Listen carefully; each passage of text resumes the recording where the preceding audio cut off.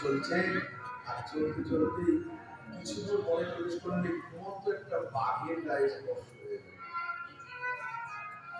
তাহলে বাঘের মধ্যে তাদের পরশ হয়, কথাই বলে সাপের দেখা আর বাঘের দেখা। কিন্তু প্রেমের ঠাকুরের পরশ হলো না। আর সেই পরশের কি হলো না, বাঘের গায়ে জি একদিন পথে ব্যাঘ্র করিয়াছে স্বয়ং, আমি সে তার গায়ে প্রভু নাগিল চরণ। সেই চরণ লেগে গেছে, বাপ তো জাগ্রত হয়ে গেছে, বাঘ হতে গেছে। বাপ বলছে উঠো উঠো ব্যাঘ্র, কৃষ্ণ কহো। বাঘকে বলছে কৃষ্ণ। বাঘ অগ্নি দুই পা মাটিতে রেখে দুই পা উপরে তুলে দিয়ে মুখটা উল্টে দিকে কৃষ্ণ কৃষ্ণ কৃষ্ণ বলছে। বাঘ কৃষ্ণ বলছে। প্রভু বাঘকে কৃষ্ণ কৃষ্ণ বাঘ না। তারপর ওই মনোপথ দিয়ে চলছে, নদীতে স্নান করে উঠেছে। আমার সময় মাতার রক্ত হাতি জল করতে এসেছে। সেই হাতিকে প্রভু বলে কৃষ্ণ কহ।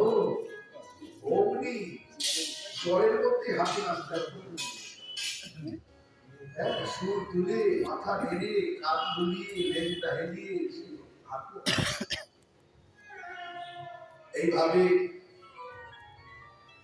সেই হাতিকেও কৃষ্ণ বলতে উপদেশ দিতে করলে হাতি সুরে করে জল দিয়ে গোয়ার মধ্যে জল উড়িয়ে দেয় আর বুকে হাত করে শব্দ করতে থাকে কৃষ্ণ কৃষ্ণ। হাতিও কৃষ্ণ তুমি মাতা এবার পাবে সেই যে হাতি সুরে করে জল নিয়ে তাকে যেখানে যেখানে ছড়িয়ে দিচ্ছে না, যার গায়ে লাগছে সেও হাতি যখন থাকে দলবল মিলে থাকে অনেক আছে।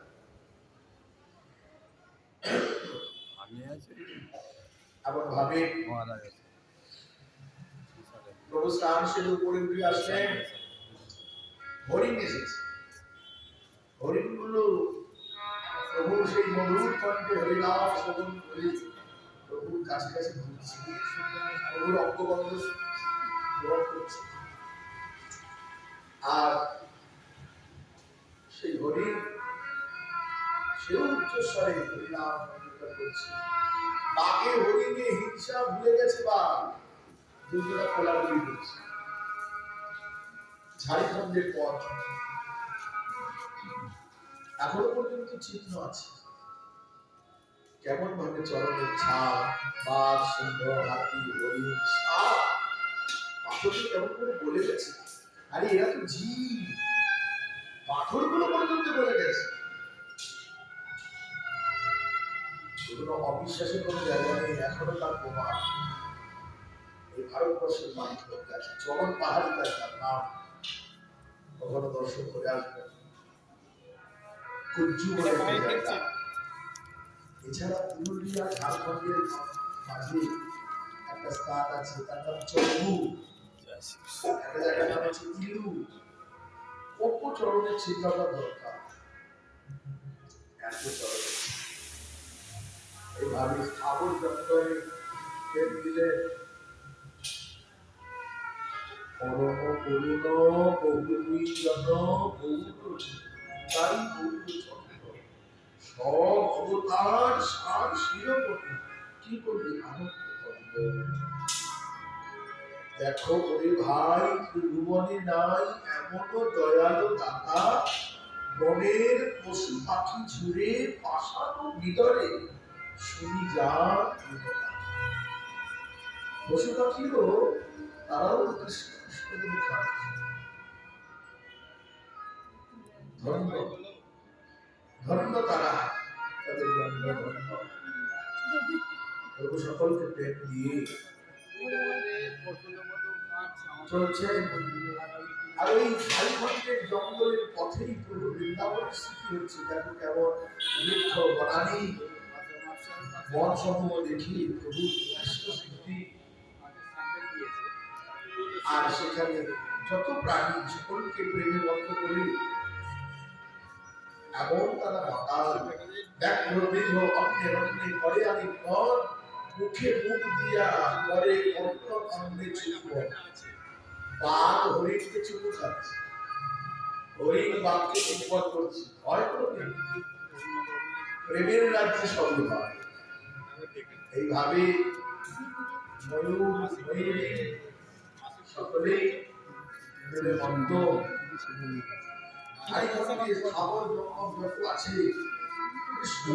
কথা বলছেন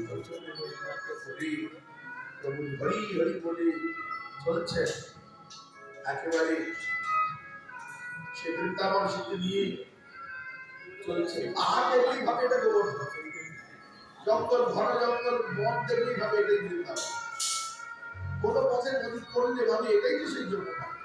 এমন কৃষ্ণ স্মৃতি। সঙ্গে ভট্টাচার্য রয়েছে, তার সেবক রয়েছে, প্রভুর জল পাত্র বহির্বাস এগুলোকে বহন করে চলছে। আর ভট্টাচার্য প্রভু আলিঙ্গন করে বলছে, ভট্টাচার্য তোমার কারণে আমি বৃন্দাবনে যেতে যাচ্ছি, তুমি আমাকে কত উপকার করছো।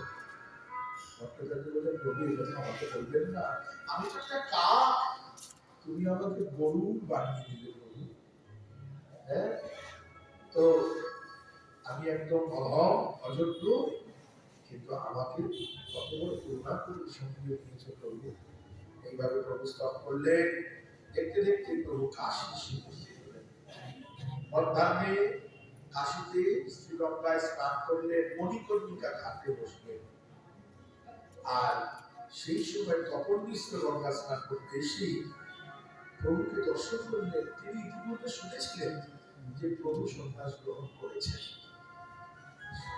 তো শুনেছেন, তারও আগে তিনি শুনেছিলেন যখন বঙ্গদেশে প্রভু গিয়েছিলেন লক্ষ্মীপ্রিয়ার সঙ্গে বিবাহ পরে, যে তুমি এখন চলে যাও কাশীতে, কাশীতে তোমার সাথে আমার দেখা হবে, কিন্তু এই রূপে নয়, সন্ন্যাসী সাথে। আর প্রভু যখন সন্ন্যাস গ্রহণ করেছেন, প্রিয় ভক্তরা তো খোঁজ খবর রাখে প্রভু এখন কেমন আছে, কোথায় আছে, আর তারা জেনেছে যে প্রভু সন্ন্যাস গ্রহণ করেছে, নীলাচলে আছে। কিন্তু অকস্মাৎ এই কাশীতেই যে প্রভু দর্শন পাবেন এটি তিনি জানতেন না। মণিকর্ণিকা ঘাটে প্রভুকে দর্শন করে হৃদয়ে তার কি উল্লাস! প্রভু চরণ ধরে কাঁদতে লাগলেন, প্রভু তাকে আলিঙ্গন করলেন। তদনন্তর তাকে সঙ্গে নিয়ে বিশ্বেশ্বর বিশ্বনাথ মহাদেবকে দর্শন করলেন। তারপর সেখান থেকে বিন্দু মাধবের চরণ দর্শন করলেন। কাশীতে আছে বিন্দু মাধব, উড়িষ্যায় আছে নীল মাধব, আর ত্রিবেণী সঙ্গমে আছে মাধব, উনি বসতে পারছেন না, উনি দাঁড়িয়ে আছে মাধব। সবই কিন্তু নারায়ণ। মাধব বলতে আমরা কৃষ্ণ বুঝতে পারি, কিন্তু এখানে মাধব বলতে নারায়ণ শব্দ আছে। নারায়ণ আর কৃষ্ণকে ভেবে কিভাবে আমরা এটাকে শুনেছি, নারায়ণ আর কৃষ্ণ একই জন, খালি বিনাশ। গুণের তুলনায় কৃষ্ণের থেকে নারায়ণ ন্যূন, মানে রসের আস্বাদনের বৈচিত্র্যে ততটা একই।